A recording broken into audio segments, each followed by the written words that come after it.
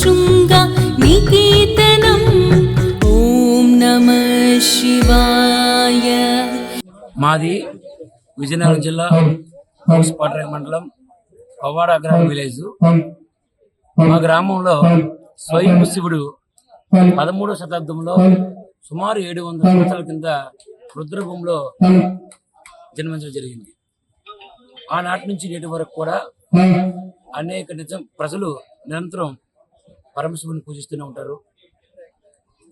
భవిష్యత్తులో మేము పుణ్యక్షేత్రంగా మారాలని మా గ్రామ ప్రజలు మా కోరిక కూడా.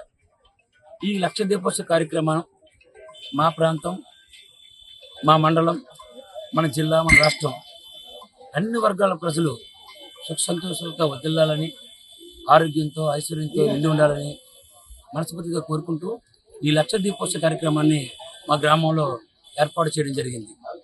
అయితే 13వ శతాబ్దంలో చోళుల కాలంలో మా గ్రామంలో పరమశివుడు వెలిసినప్పటికీ తురుస్కుల దండయాత్రలో ఇక్కడ గుడి కూలిపోవడం జరిగిందని జిల్లా జోనల్ ఏడీ గారు చెప్పడం జరిగింది. అంటే మా గుడికి 700 సంవత్సరాల చరిత్ర ఉన్నప్పటికీ కూడా మేము ఇక్కడ గుడిని నిర్మించుకోలేకపోయాం. భవిష్యత్తులో ప్రభుత్వ వారి సహకారంతో, వారందరి సహకారంతో మా గ్రామంలో ఒక పెద్ద శివకోవిల నిర్మించాలని మేము కంకణ పట్టుకున్నాం.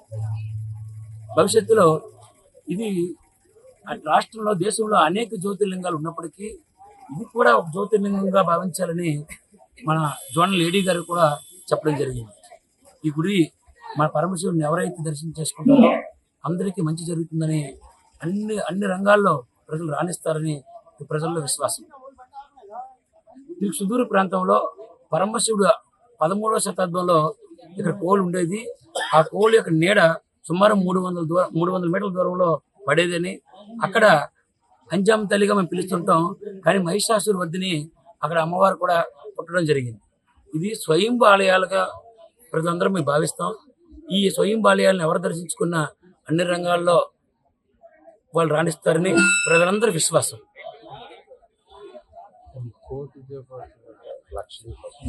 ఈ లక్ష దీపోత్సవ కార్యక్రమానికి జిల్లాలో ప్రముఖులందరూ చేస్తున్నారు.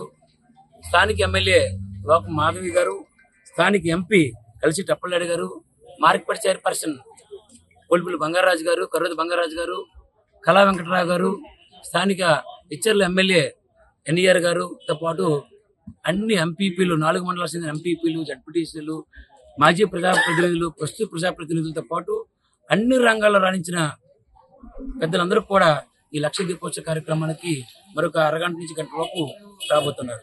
అంతేకాకుండా సుమారు 30,000 మంది భక్తులు మన ప్రాంత ప్రజల నుంచి, మన నియోజకవర్గం నుంచి, మన జిల్లా నలుమూలల నుంచి కూడా వచ్చే అవకాశం మరొక అరగంట నుంచి గంట లోపు లక్ష దీపోత్సవ కార్యక్రమానికి అటెండ్ అవుతారని కోరుకుంటున్నాము.